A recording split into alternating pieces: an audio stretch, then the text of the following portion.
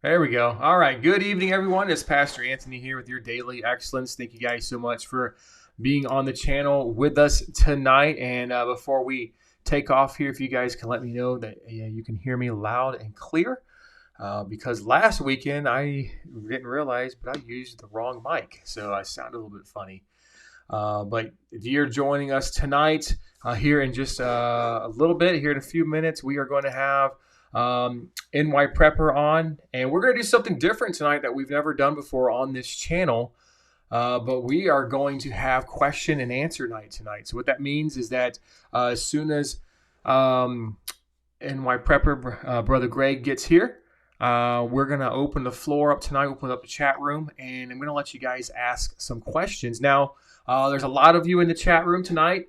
And we have the Rumble chat room open, we have YouTube, and we have X open tonight. And so we may not get to all your questions, so don't feel like we overskipped you or anything like that. But we will pick out some questions tonight. And also, we're going to try to keep these questions generalized in the area of global events. So we're not going to talk about CERN or Planet X or anything from Mike from Council of Time. We're going to ask questions based upon what NY Prepper looks at, what he focuses on, which his area of expertise is flight patterns, things going on in Russia, Ukraine, the Middle East, the Asian Pacific theater. We can probably ask some GOP type questions, things like that. And so we'll open the floor up for that. And those are the kind of the area we're going to stay in this evening. So Greg is with us, but before I bring him on, just a quick word from our sponsor at EMP Shield, and then we'll bring him right on here in just a second. See you guys in just a minute.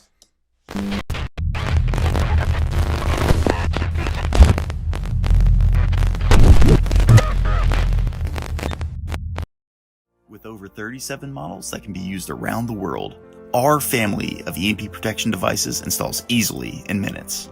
Being employed this year by federal organizations and electrical companies, the EMP Shield has been tested at Keystone Compliance, a federally approved DoD testing facility. Also serving as one of the world's fastest whole home surge protection devices, working in less than 1 nanosecond, the EMP Shield will protect against electromagnetic pulses, coronal mass ejections, lightning, and all forms of power surges. Proven to withstand more than 40 EMP strikes with zero degradation, the EMP Shield is also one of the world's strongest surge protectors, capable of withstanding over 100,000 amps.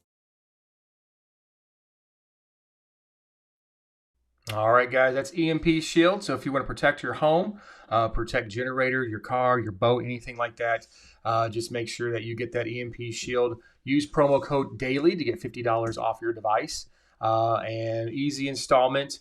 And of course, that will give you the protection you need from electromagnetic pulses, lightning, or anything in that particular area. All right, so with no further ado, we've got NY Prepper. He is in the green room here. And let me go ahead and see if I can add him in on the right. There he is. And do we have volume? Let's see. Let's see if we can hear him. He's mute. Oh, hold on. All right, try it now. Looks like it probably works there you now. Go. I see the Yep, we can hear you loud and clear now. away. Yep, you're well, I got you loud and clear on my end. Okay. Yeah, you sound good here too. All right. So let's make sure everyone out there, could you guys hear NY Prepper on your end? Those of you that are in the chat room, if you guys can just kind of give me that thumbs up. And then Clary is saying no, that they did not hear you out there. But I hear you on my end. Oh, now he's giving us a thumbs up. Okay. All right. So I think we're good. I think we're good to go here. So, all right. So I was kind of letting everybody know. You may or may not have heard me. I don't know. But I've never done this before. So this is going to be the great experiment tonight here on the channel. But what I wanted to do is just kind of open the floor up for questions concerning the areas that you study at. I think everybody here on the channel is pretty familiar with the work that you do. and what you guys have going on over on NY Prepper. And so, just to kind of whet everyone's appetite this evening, I'm going to kind of just start off with kind of an interesting thing that I picked up on this week. And I don't know, maybe if you picked up on it. But you know how on previous broadcasts on here, we've talked about China, taking Taiwan. We've talked about the United Kingdom taking, or not the United Kingdom, but Russia taking the Ukraine. But now we've got the United States putting its hand out there, and we're going to take Panama, we're going to take Canada, and we're going to take Greenland. Right. Kind of funny. It's kind of like if we're taking land, I guess we're going to jump in and do the same thing. I'll just get, what's your thought on that as people are kind of, getting in the mindset of asking some questions tonight? Yeah, it's kind of an interesting situation with that. I mean, I do think that part of it is definitely like with Greenland. I think Trump definitely wants to acquire Greenland somehow. If not, maybe make some kind of a stronger treaty with Greenland that would enable us to deploy more military equipment there of various types. Maybe, I mean, if he can't buy it, I could see him negotiating a better treaty that would allow us to do more stuff there, with our military. I think he's serious about that.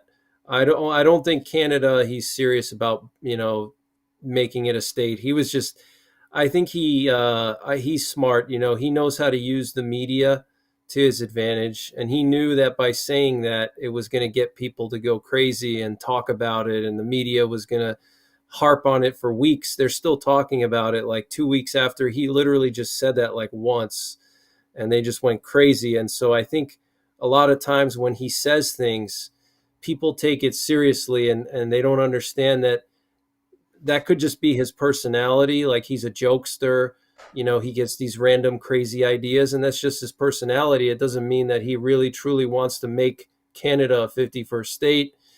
But I also think he uses the media to his advantage because he knows that they don't like him, and sometimes he says these outlandish, crazy things, so on purpose to get people to think. So the media talks about it, right? They talk about, oh, Trump wants to make Canada a state. Well, why is that? And then you hear about the trade deficit and all the loans that we've been giving to Canada, and then you start to think, okay, maybe we have to rethink our relationship with Canada and work on that a little bit because we're getting screwed over. And I think that's why he was saying that, just to get people to think about it a little more. And just like years ago, remember NATO? The big thing he said was, oh, I'm going to pull out of NATO. I'm going to pull the U.S. out of NATO. And the media went nuts about it. Did he pull us out of NATO? No. Mm-hmm. That was just on purpose to get people to talk about it. And then what happened after that? What happened was every NATO country almost started ramping up their military spending. Like, now NATO, they're way over 2%. Most countries, they were barely at like 1%, some of these countries. Now NATO themselves are talking about raising it. So, it had a good effect on NATO. It was kind of like a tough love situation where, Trump had to kind of light a fire under their butts and say, listen, we're not going to be able to bail you out if Russia invades you and you have 50,000 troops. That's, we can't send all our armies over the Atlantic to back you up. You got to be able to take care of yourself, and yeah, we'll back you up, but it has to be reasonable. We can't just do everything for you. And so I think the same situation with Canada. I think he's trying to get people to look, and also I think he's thinking about it economically. Not just like to I think he sees there's an untapped potential in terms of our relationship with Canada, because for so many years we're neighbors, but we don't have any kind of a union, which is stupid because, like, look at Europe. Europe, they have the EU, they have the Schengen zone. You can go from one country to another. You can live in Germany, but you can work or have businesses in Italy or wherever, And so that's a huge advantage, because let's say you want to open a business in Canada and you're an American, you can't do that. Let's say you want to buy land, whatever the case may be. Maybe you're an American oil company and you want to explore oil or whatever. There's a whole bunch of natural resources up there. And I think if we were a union, and it's not just me, but also, Trump is thinking the same way, it would make sense. It would help both of our countries, I believe. And I think that's what Trump is getting towards, like some kind of a EU type situation with Canada where, both people can go back and forth. If you look at the population of Canada, they're all along the southern part of Canada. I mean, that's where 90% of Canadians live, on the American border. So just think of like the untapped potential there. You have all those people that could potentially cross the border, work here, or Americans could cross the border and work in Canada, whatever, or different investments, different things. It would be an economic benefit for both countries. So I think that's where he's going with that. And then Panama Canal, I think with that, I think it has to do with, it's just logical. With China becoming a global power now and stuff, I think he wants to lock it down so the U.S. can have control over it, so they can't shut the canal down and stuff like that. I think that's what that's about. But and as far as like Greenland goes, I wanted to touch on that a little bit because I think it's important with everything going on. I think when Trump started mentioning Greenland, it immediately occurred to me that Trump must have been studying while he was not president and watching everything going on with Ukraine and Russia. I believe that he's been intensely studying like nuclear strategy, nuclear war strategy, and things like that, because he sees what's going on, the escalation with Russia. He sees that Russia is a rising player, like Putin is rising up. He's a little more aggressive than he was years ago, and making bigger moves. So I think it tells me when he mentioned Greenland that Trump is thinking of a possible nuclear war with Russia, and he's even said it many times about how the biggest threat is nuclear warming, not global warming. So it gives you a little bit of an insight into his mind and what's going on up there. The fact that he's so obsessed with Greenland. And, the thing with Greenland is that we could, if let's say we acquired it, and if we didn't acquire it, if we expanded our treaty with Denmark and they would let us put more stuff there, like we could put missiles there if we wanted to.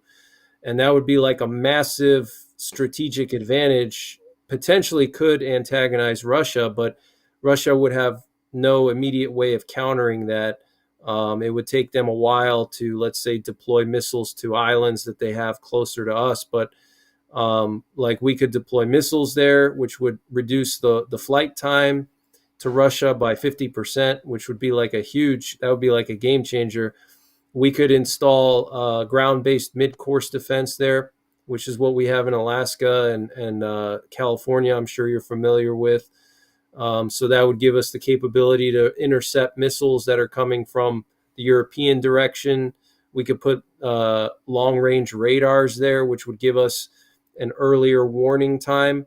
If there was a launch from Russia, we would see that sooner and would give us more time to prepare and stuff. So it's a very strategic location from as far as like a nuclear war standpoint. It's not something we should really be preparing for, but that's the reality we live in, and so that's my thoughts. Sorry, it's a lot of information, but I wanted to cover everything. Don't worry. No, I'm glad you went through all that, and my thought process on that a little bit was that I think kind of like you, I think Trump was just putting feelers out there just to kind of see who's going to bite. And I kind of see the point of him trying to do something with Greenland, just because when you look over at the Pacific Ocean, we've got, the Samoan Islands, that are out there. We've got Hawaii. Of course, we've got Guam. We've got a lot of strategic locations. We've got bases, hanging out over in the Philippines and things like that. But we don't have a whole lot once you get past the Virgin Islands. We don't have a whole lot out in the Atlantic. So And another thing with Greenland too is we could put a submarine base there. So if, let's say, like right now, all of our sub bases, most of them are on the, let's say, on the East Coast. We have like one big one in Connecticut, and then we have one in Georgia, and then of course you have Virginia Beach. But like we could put sub bases on Greenland, and that would give us, like a halfway point to Europe or to Arctic missions, because a lot of those subs go up into, like, Iceland area. There's that critical passage between Iceland and between Norway, and that's where all of Russia's subs, when they leave port in Murmansk, they go out through that passage to access the Atlantic or the Mediterranean or the Baltic. They have to go through that little piece there. So potentially that would allow us to keep subs, closer to Europe without being in Europe, like in Norway or wherever. mhm. We'd be closer to Europe without being in Europe, potentially like a refueling spot or resupply spot. That would be, you know what I mean? It just Right. adds, it's like Diego Garcia, basically, so. Belinda's Repose says that the USA used to have, uh, let's see, Bermuda, but they vacated it some years ago. So that's interesting there.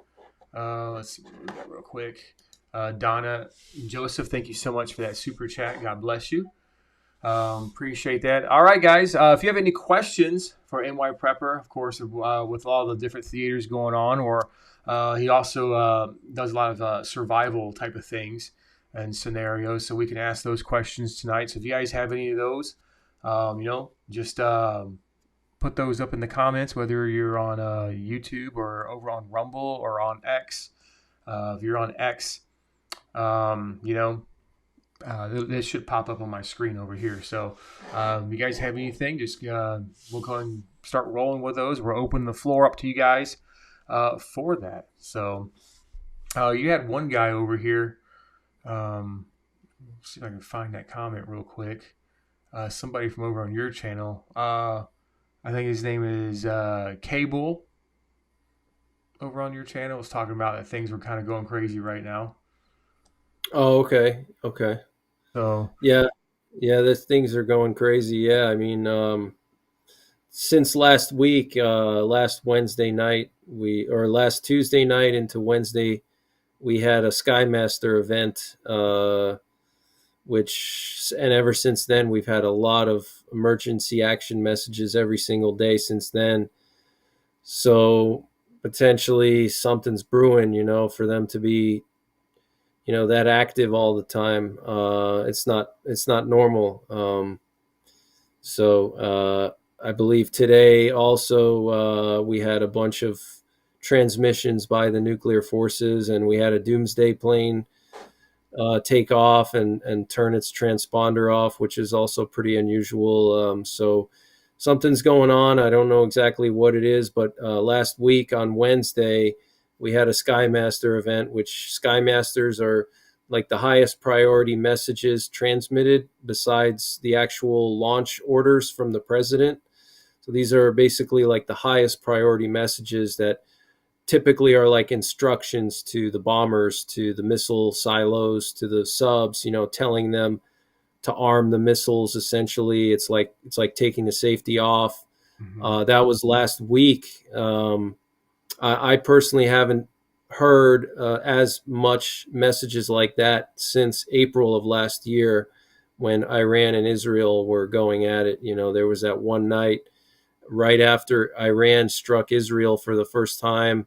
There was one night where the messages were going crazy, and so last Wednesday was the most intense since that event. So it has to be something on that level of scale. You know what I mean? right. It has to be a major event that they're getting prepared for, that could be happening any day now, and they're just on very, very high alert for some reason. Yeah, hopefully it's they can hold off 6 days. It would be nice. Hopefully they don't, try to pull that off, say on the 19th, Right, right. before midnight, or before the swearing in. Would be greatly appreciated if they could do that. I don't know how to say this guy's name. I'm gonna put it up on the screen there, but Guku says, "Do you believe in a breaker way society?" Not sure what that means. He means, I mean, as elite military branch, different nations. Oh, like a breakaway society. That's kind of what I think he's referring to. Um, I never really thought about that, to be honest. But one thing we could discuss is, with military people. There was this movie, Homestead. I don't know if you saw it. It just came out Yeah, right before. a couple weeks ago. It's pretty good. And if you watch that movie, there's some interesting things that happen. But one of them is the military force comes in, the veterans, they come in and they secure that homestead, And, one thing I would say that we need to keep an eye on, if there is like a collapse of society, and this may offend some people, I hope it's not taken the wrong way, but we need to be prepared for the possibility that these people that were in the military or law enforcement that have a lot of skills, a lot more skills than the average Joe, as far as firearms and entering buildings and things like that, they could potentially become a threat to you if they're not of the right mind or they don't have a good moral compass. I mean, just because somebody's sworn law enforcement or joined the military doesn't necessarily mean that they have the best moral compass. I know a lot of sworn law enforcement officers that I'm not, people I've known over the years that, these people were not what I would not hire these people as to be cops. They slip through the cracks. They know people, they have connections, they can get through the psychological evaluations. And then you have these guys that, they have elite level of training, and some of them may become raiders. After the society collapses, they're going to say, well, I was in Iraq for 5 years and I kicked down doors every day. And I mean, for someone like that, going house to house and collecting supplies from their neighbors is like a joke. It's like shooting fish in a barrel. So you have a lot of these people that are highly trained, highly experienced, and if they're not of the right mindset, they don't have good morals, or maybe they just crack. The pressure of SHTF makes them crack, and they decide to become raiders and go door to door and do all kinds of crazy things. I mean, how many times do you read about, different war crimes? It doesn't matter if it's the US or Russia or, soldiers. There's always going to be some that are not, stable. Right. And you have to watch out for those types, because they're going to be out there. And they could even form their own militia groups that could go around and take over entire regions of the country and break away into their own society, like they were talking about. And there could even be plans in place right now by some of these people that are, let's say, ex-elite forces of whatever service they were in.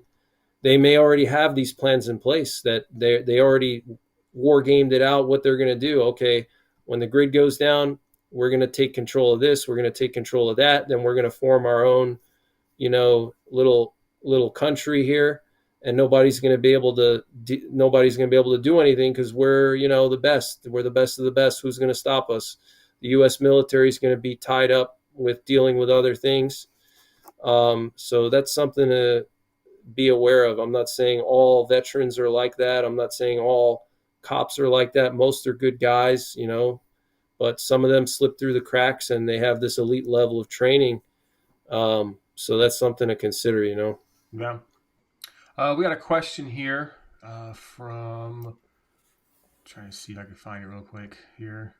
Go Girl. She says, Greg, do you have an opinion about the UFOs, drones, things that have been in the news here lately. Even I think I saw an article today. I think Germany's looking at shooting those things down. Yeah. Yeah, as far as the drones go, I don't know. I personally believe that they were Chinese. That's my opinion. I think that it was a Chinese drones that they sent over here to monitor all of our military bases and collect intelligence. Just good old fashioned intelligence. That's what I think. Um, it could be other things though too. It's Yeah. really hard to say. Yeah, we talked about that over here a couple weeks ago, and the consensus of it. My personal opinion is, I think the government knows who they are, what they are, maybe even our own. You may Yeah. have a couple that are here for nefarious reasons. It could be from other countries. They could be sniffing out, some weaponry that's come up missing from, over in the Ukraine that could be sitting around over here. Or it could be a test. We know that eventually we're going to go into a drone society, manned Right. by law enforcement and things like that, and that is definitely on its way.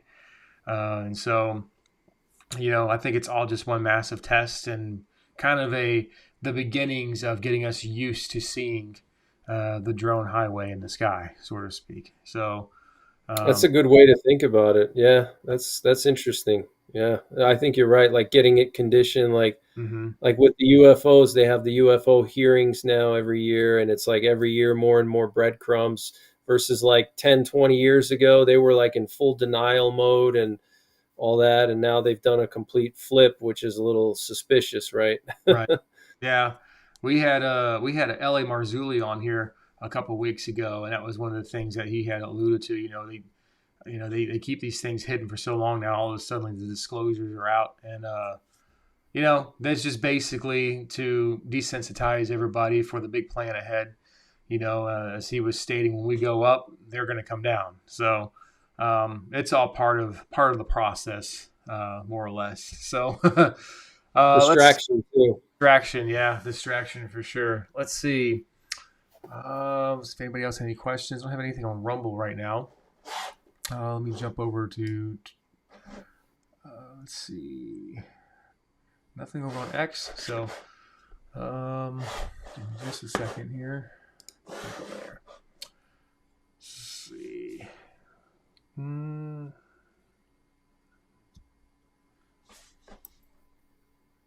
Richie Rico says there's about 5 camps of thought around this. I think it's a little bit more of them all, probably especially spiritual elements, is what he was saying. Put that on there so you guys can see that comment there. I saw a question on here a second ago. I think, I don't know if I want to get into that subject. Yeah, this is about DARPA. Oh, I saw that. Yeah, that's about DARPA and the deep sea. I think I'm going to kind of steer away from that particular subject, just because if you ever heard of Black Star, he ain't here with us no more. Okay, Yeah, okay. yeah, I don't know who that is, but yeah. He used to kind of do a lot of that kind of stuff on YouTube, and they took him down a long time ago. So oh, wow, I didn't know that. yeah, Wow. so we're gonna probably get away from that one, but let's see. Yeah, if anybody's got any questions, I think I got caught up on that one. No, you Well, guys. a lot of people don't know about DARPA is that they actually invented the internet. I don't know if you know that or not, but I have heard of that. I have. yep, they invented the internet. It was called ARPANET. That was the first internet. So Gukio, they got their don't worry about it, man. You're good. they've got their hands in everything. I mean, everything you can think of. Just really, really like sci-fi stuff. They're actually doing it. So, while we're waiting for some more questions, I will ask you another one. You did a video earlier today, and I think you were kind of touching in on some of this. I think you did like a 20-minute video about Russia and potential escalation over there. And if you want to kind of give everybody a little synopsis of what you were discussing there here about a few hours ago. Oh yeah, yeah, yeah. Yeah, so Ukraine launched another massive ATACMS and Storm Shadow missile strike But really, over the weekend, they hit a bunch of targets. So they used a combination of drones and Storm Shadow missiles, the British cruise missiles, and then they used ATACMS. And it was like a very comprehensive strike. They hit multiple targets deep inside of Russia. That was over the weekend. So, definitely that's just definitely going to piss Putin off, even more than he's probably already pissed off. But that's just another thing that, could potentially push Putin to do something drastic, which I think he's already been planning to do something, but this would accelerate that. Yeah. We got So, off-grid desert farming with Paul and Adrian. They just popped on. Good to have you here with us, Paul and Adrian. Thank you for being here. And then we got a question here from Annie Oakley 77. She says, Greg, do you think our electrical grid will be taken down by China? that's a good question. Yeah, I think there's plans in place to do that. I mean, there was some news, like, what is that, last year sometime, that basically China has already figured out ways to shut down our infrastructure. If there were, let's say, a war with Taiwan, they would basically just shut down everything, as much as they could, obviously. But so, yeah, they have back doors into a lot, because our critical infrastructure, it's all, mixed into the internet now. It's not like good old fashioned power plants from the 90s or early 2000s, where everything was separated. Now, these power plants are entirely remotely controlled by operators that are sitting in front of a computer.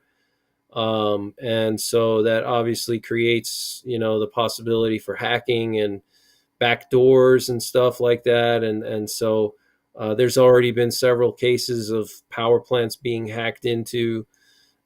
China has a very good hacking division of their military. So I'm sure they have back doors everywhere. And when the time comes, they could just basically release all this malware and mess everything up. And, in addition to the hacking aspect, then you have the physical attacks. They have sleeper cells here. There's all kinds of Chinese nationals that live here that, they have instructions. They could be your neighbor. They could be someone you see at the store, and they look like just, your everyday person, but they're actual sleeper agents, and they have orders, and they could potentially carry out some attacks on, power lines or substations or whatever. And that's real.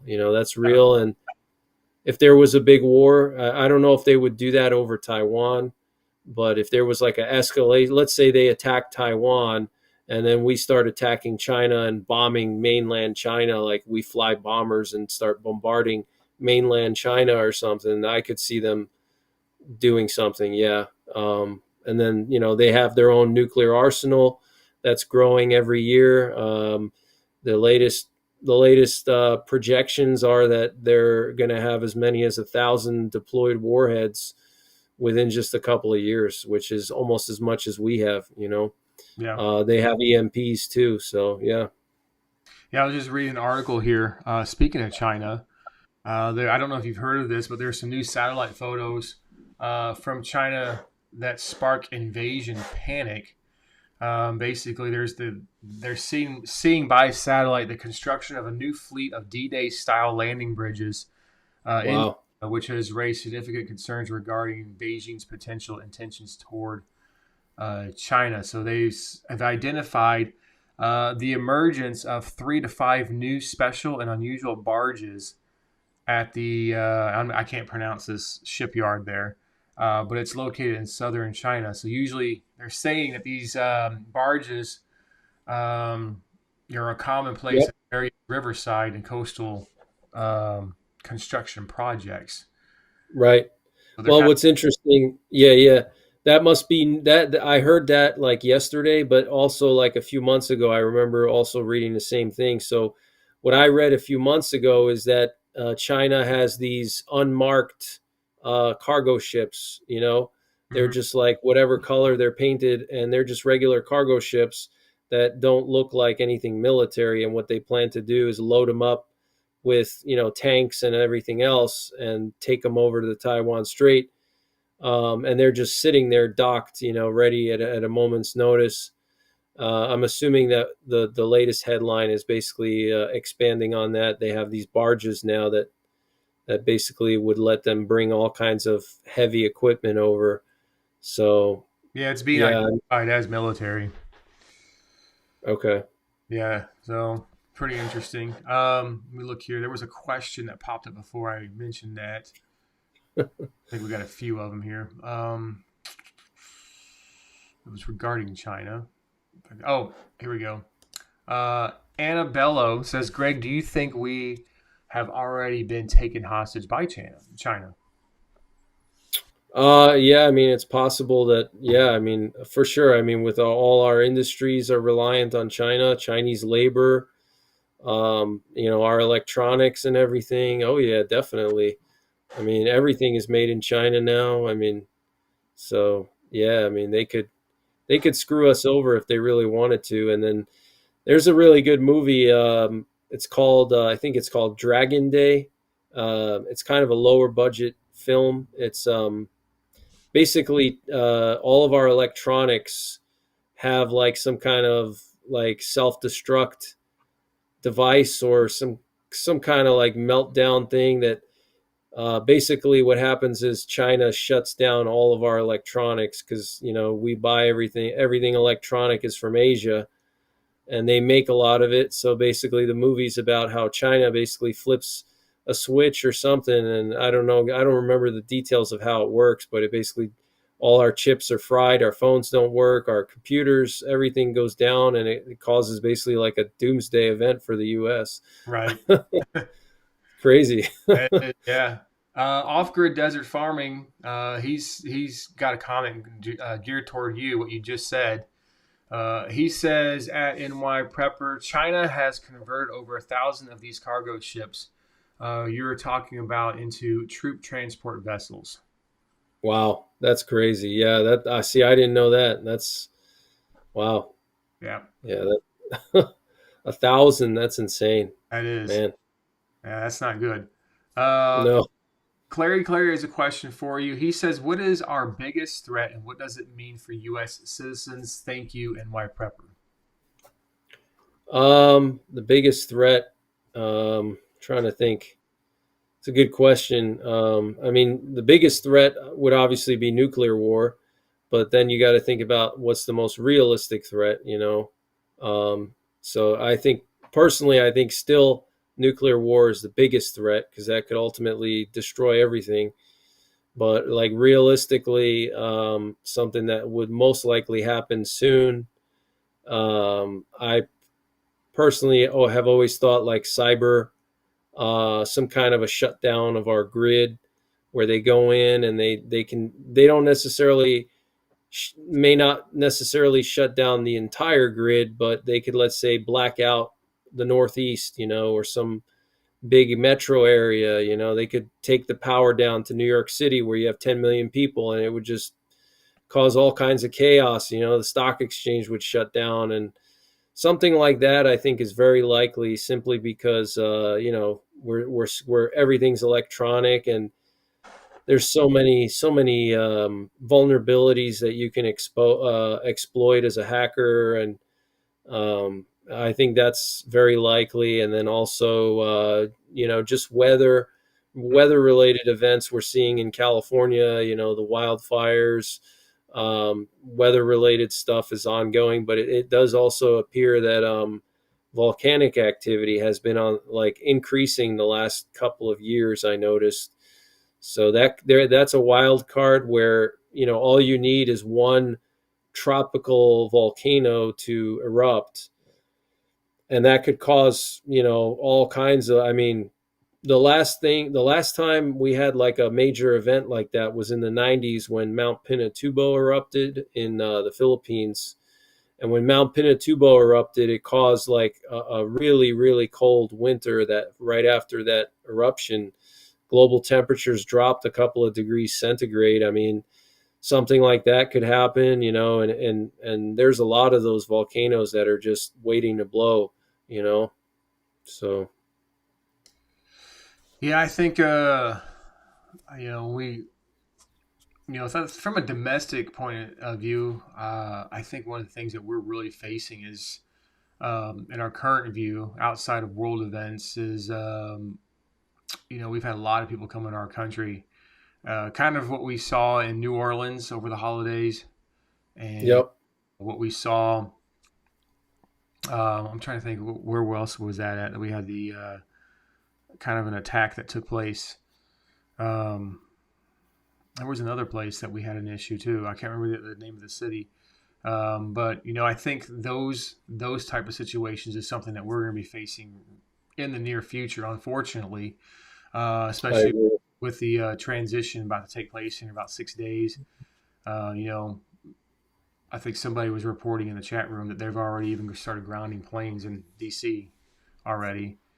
20,000 law enforcement members will be present for that day, things like that. And so, that's something that I personally think we'll be facing. And so, we've talked about a lot of different things. I saw a couple of questions that mirrored each other. And so, Wrath and Chaos is asking, what would you consider the best way to properly care for your feet in case of the shift? It's something military folks know about, but not civilians. I'm going to converge that question with one that Kathleen Vigilo has asked, how do we prepare? And I think somebody else, uh, uh, Herbert Lamar, also asked the same thing. How should someone, what can we do to prepare right now? So I'm going to kind of merge those all into one because I think it all goes together. Yeah, yeah, keep your feet dry. I think someone just said that in the chat, keep your feet dry. That's very important, especially if you're on foot all day or, covering vast distances. Keeping your feet dry is critical because that's how you can get, trench foot. And then you can also get blisters as well. When you clip your toenails, clip them straight across, and obviously keep a nail clipper on you if you're going any length of distance on foot, in case you have an ingrown toenail or something, you need to cut it out. Have something that you can do that with. But just keep your feet dry, change your socks often. Have a spare change of socks in your bug out bag, a spare change of underwear, so you can rotate between them, one per day, one pair per day, yeah, you can get moleskin, keep some moleskin in your bug out bag. So if you do get blisters, you can cover them up and not tear up all the way, down to your your flesh where you're bleeding and all kinds of stuff. So yeah, keep some moleskin, keep your feet dry, keep a toenail clipper and a nail clipper in there. And break in your boots, make sure your boots that you plan to wear for SHTF are broken in. Make sure you've worn them a lot and tested them, because they may fit good initially, but once you're walking over hills and rocks and different natural terrain, there may be weird like friction points that you don't know about if you're just trying them on in your living room, right? But if you wear them for a whole day and you notice there's a weird friction point, then you have to either deal with that somehow, get it fixed, or get a new pair of boots, because the last thing you want is your boots to cause you pain and suffering when you really need them the most. So pretty simple. And then I guess, how can we prepare? I guess that's kind of like a general question, I'm assuming. Yeah, there was two people that asked that question. Let me see here. Herbert Lamar said, "What should someone do to prepare right now?" Is what he said. And then we had another question here. Kathleen Vegulo said, "What can we do to prepare?" So I'm assuming, you know, maybe I think the context is my personal opinion is probably what can we do now to prepare. Yeah, I mean, Yeah, I would say, the typical prepping rules apply for any situation.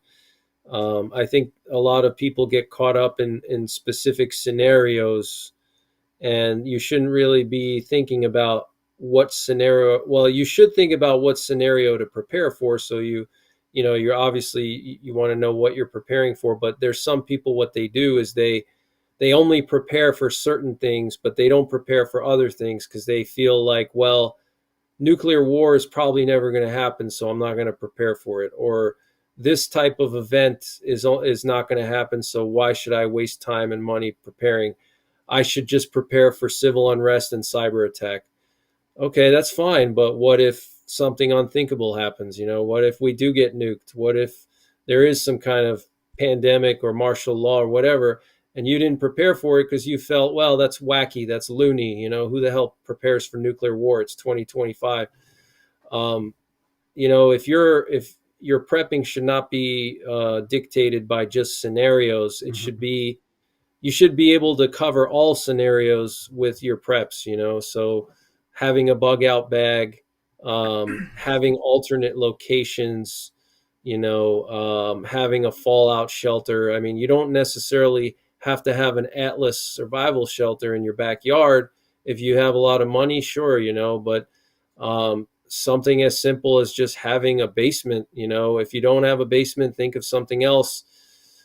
Just a place you can go where you can be protected from radiation. That's huge. And just having a store of food and water, a place you can get water, whether it's a river, a stream, or purify rainwater, whatever the case may be. Have, freeze dried food. Um, it's really pretty simple. It's not a big. I mean, a lot of people spend so much money Yeah. on stupid, all kinds of stupid things. People go gambling, they go to strip clubs, I mean, whatever the case may be, alcohol, whatever people waste their money on, or some of it's not wasting, some of it's just what people like, right? If you want to buy a Lamborghini because you have money, that's fine, but don't complain that when, nuclear war happens, you don't have a shelter. You Right. spend 100 grand on your vehicle. Yeah. And just to kind of go along with what you were saying, you know, one of the things that I tell them, our subscribers here, um, on our channel is that, you know, I would pray and seek the Lord first on how to prepare before Right. you do anything, because just for example, like, okay, we live up here in the north, Right. you and I do, and so where we're at, it's cold half the year, and we've got bears and elk and all kinds of animals. So we may stock up for, like we may have like a Bushman 450, 350 rifle with, to handle that. But, you may not need the same kind of rifle down, say, like, Florida, for example, or, Right. out west, where, in the desert Southwest, you may need something different. You're not going to need, heavy layers of clothing and things like that in other places in the country. And so people waste a lot of money because they're trying to they watch all these channels, and so they're trying to copy what everyone does. But really, you need to prepare for what's in your area and where God has placed you to be, because you may not need half of what you have. Then you've Right. wasted money. Right. So I always urge everyone to pray first, seek, seek what God has for you and where He wants you to be, and then wherever you're at, see what you're going to need, because maybe your area won't be as bad as other areas, or maybe your area will be worse than others. And but prepare for those areas so you're not wasting resources and wasting your own money and your time and things like that. And I always tell people too, the best way to prepare for anything is to be prepared spiritually, for what's going to come, because you can be prepared physically for everything and anything. But if you're lost spiritually, then you've already lost. There's no point in having Yep. anything, because you're already done. You've got to prepare yourself spiritually. By death or by life, we're going to survive, and to have that mentality, you got to be in right standing with God. You got to know your position with Jesus Christ. And if you don't, then you've already lost the battle before you bought your first, canister of food from Patriot Supply. Right. You're already done for. And so having a strong spiritual connection with our Father, knowing, whatever happens, everything's going to be well with your soul. Having that reassurance, in my personal opinion, is definitely something you need to have for survival. Being mentally and emotionally prepared will go a long way in the survival aspect of things than just having some food around, but then you're walking around paranoid and scared to death and all this other stuff. So Right. I agree. help too much. And so, but I think tonight went pretty well. We're pretty much closing in on our 1 hour tonight, and so I think our experiment tonight went pretty well. We didn't get to everyone's questions, and then some questions I just wasn't 100% sure if I could ask those. So nothing personal to anyone or anything out there. But we definitely appreciate Greg coming over here and being a part of our channel. And, the reason why I asked Greg from NY Prepper to be over here is, everything that's going on around the world right now with the Asian theater and the Middle East theater, which I was kind of surprised nobody asked any questions about the Middle East tonight, about, the European theater, and even here in the U.S. with things that we're facing. It's all connected, and it's all part of end times prophecy and what we're going to be facing as we continue moving forward with the one world government and with the currencies and everything. Everything is shifting. It's really just one massive playing field, chess game, so to speak. And we know who's pulling the pieces. We know who's moving things around. And in my personal opinion, I believe it's the Antichrist. I believe that he is alive and he is roaming on this planet in physical form. And when that time comes, everyone's eyes will be open to it.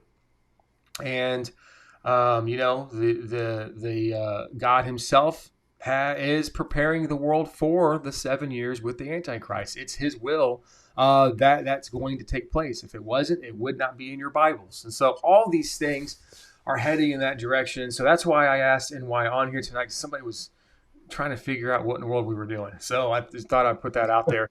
But Yeah. that's why. And so that's what Greg does over on his channel. He's keeping everyone up to date with what's going on, eyes to the sky, to the ground. And we appreciate your work over there. I know I do. And everything Thank you. studying and the time that you take to prepare everyone. And we're really thankful for you being on here tonight. And we're thankful that Thank you. taking your time out to partner with us here on Daily Excellence. And we definitely look forward to more time, more videos with you, and more collaborations and things like that. We try our best to get together about once a month. It's pretty much what we do. And so we'll definitely be getting you back on here in February for sure. So Thanks for having me. yeah, maybe sooner if something Great. we don't make it these next 6 days. So you never know. But yeah. So yeah, we appreciate everyone being here tonight, being a part of our broadcast. Make sure you guys go over if you haven't done so. You don't know who NY Prepper is. Our moderators have been putting hit your channel up there in the chat room.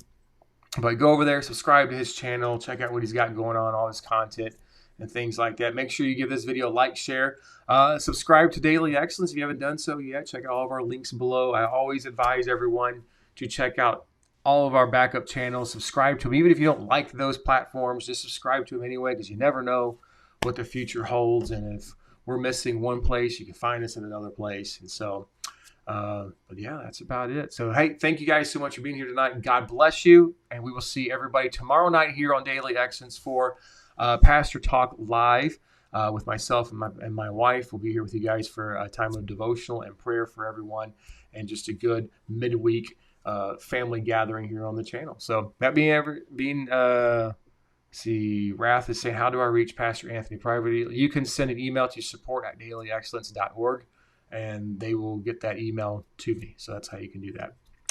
All right. That being said, have a great evening, everyone. God bless you, and see you guys tomorrow night. Bye, everyone. See ya. There we go.